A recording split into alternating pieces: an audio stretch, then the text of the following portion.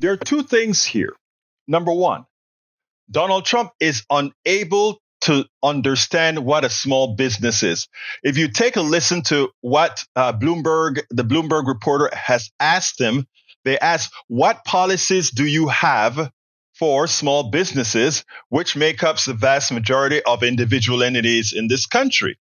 And every single example Trump starts to give is a large business, a humongous corporation, and what he's going to do for them. That's number one. Number two, then they move on to tariffs, and he still is unable to explain what a tariff is and how a tariff would work within the United States economy and affect it. I want you to listen to this, and then we'll take it on the other side. Isn't the problem with the way that you do these kind of deals? You're bound to deal with the big companies. It's the small companies who get hit by all these different things and can't find exceptions. Oh, we have exceptions. No, we had an exception rule. I gave Apple an exception. Tim Cook is a great business. Apple is not a small company. And no. Please don't give it. But here's what happened. The question is about small business. Yes, but I would make it. What will you do for them? No, but we have a very talented group of people. Bob Lighthizer did a very good job. We had great people. We had central casting. These are great, and a large group of people. We made exceptions. In the case of Apple, they needed an exception. You know why? Because of Samsung. He came to me and he said, Samsung makes a product similar to ours, very good product, the phones and other things. And because they're in South Korea, they don't have the tariffs. Because we're in China, we have the tariffs. I said, you happen to be right. You're not going to be able to compete. But what happens if a small businesses come and see you? That was the question. The Mercedes-Benz will start building in the United States. And they have a little bit. But you know what they really are? Assembly, like in South Carolina. But they build everything in Germany, and then they assemble it here. They get away with murder because they say, oh, yes, we're building cars. They don't build cars. They take them out of a box and they assemble them. We could have our child do it. That was former President Trump yesterday being pressed on his economic policies by the editor-in-chief of Bloomberg News. And he suggested that children could do the job of auto plant workers. Let's bring in now co-anchor of CNBC's Squawk Box and New York Times columnist Andrew Ross Sorkin. Andrew, there is so much to sift through from Trump's appearance in front of the Economic Club of Chicago yesterday. He still has no answer, none, about what he would do for small businesses, which, as Joe Scarborough reminds us, is the sort of bedrock of Republican talking points. His arguments on tariffs are controversial and inaccurate, to say the least. So you take your pick. Just what struck out to you yesterday? Look, I just focused on the tariff issue over and over again because he didn't really address how he's going to make the math work. I think that you look at what most economists say, this could ultimately cost something like $15 trillion. Now, he says it's going to be used as a negotiating ploy, a cudgel that he's going to use with other countries. But what's not being expressed in that conversation is the idea of what other countries are going to do and how that's going to relate to our ability to export. One of the things that just happened in the last 24 hours, as an example, is a Chinese state group is now decided that they want to investigate whether Intel should be allowed to sell certain chips in China. Now, we've made certain types of moves this way, but now there's a retribution in China. So what's that going to do to Intel and its ability to output?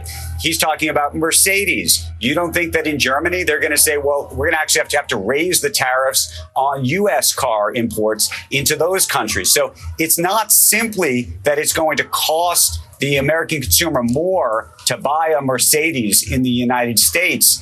It's what's going to happen to American automobile manufacturers and their ability to sell in other places. And I feel like that has not been enough part of the conversation. I've talked about it before. American farmers, one group that I think as a country people seem to love, are very anxious about what it's going to do to exports and American farmers' ability to export outside of the United States.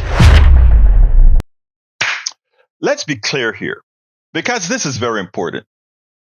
The fact that Donald Trump cannot understand what a small business is and point out anything that he will do for small businesses, even as Kamala Harris is able to give you a point for point, identifying set of policies that she's going to give, not only to help small businesses, but to help families, which indirectly as well will help small businesses, shows the bias of the mainstream media, specifically with regards to Kamala Harris, VP Kamala Harris, versus former President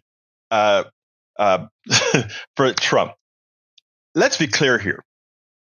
She has policies. Trump does not. Trump bloviates his answers, as you saw there. But worse is that the media treats it as if, Miss Harris, we need more. Miss Harris, we need more. Keep moving the goalposts. And when it comes to Donald Trump, he's asked the same questions over and over. He does not answer it. And there doesn't seem to be a penalty for his ineptitude or his lack of understanding, even what a small business is.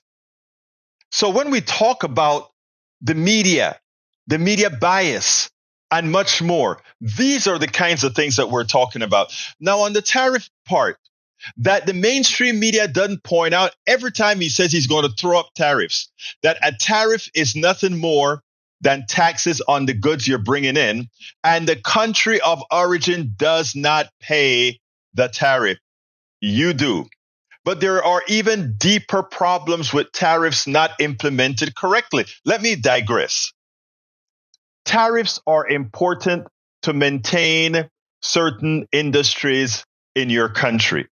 Because if we left complete laissez-faire, free market commerce, what you get is the countries that have the cheapest labor costs, horrendous environmental laws, etc.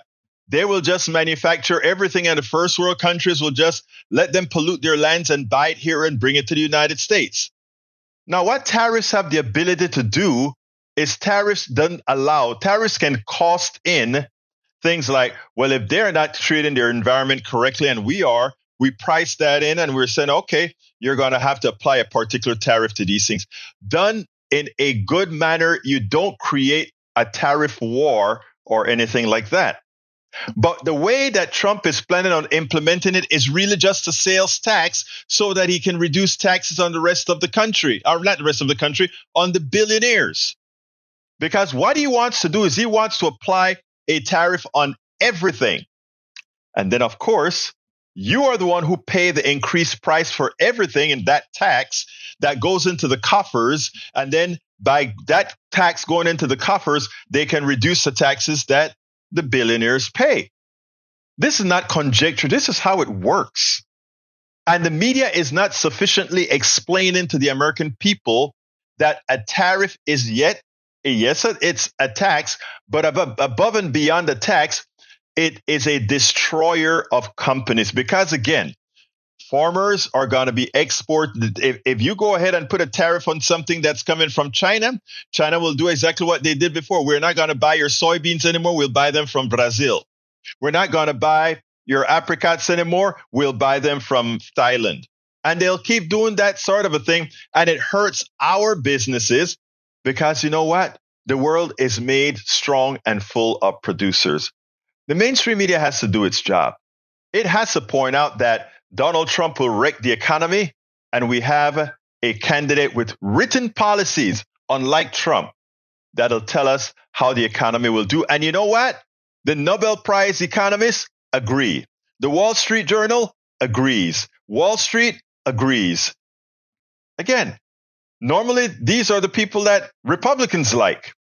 Are you going to allow ideology to have you vote for somebody that's going to make you poor and destroy your economy? A question that you have to answer. We spend a lot of time deconstructing the news, trying to parse it into a form that everybody can understand. We try to find those little nitpicks where it flies above the fray, etc. If you really like these videos that we do, I want to ask a big favor. Please go ahead, number one, subscribe to our channel, and number two, please join if you can. Thank you so kindly for watching. Keep watching. Please remember to share. We must populate the entire internet with our progressive message, a message that we know is what most Americans say that they want. So help us, please join.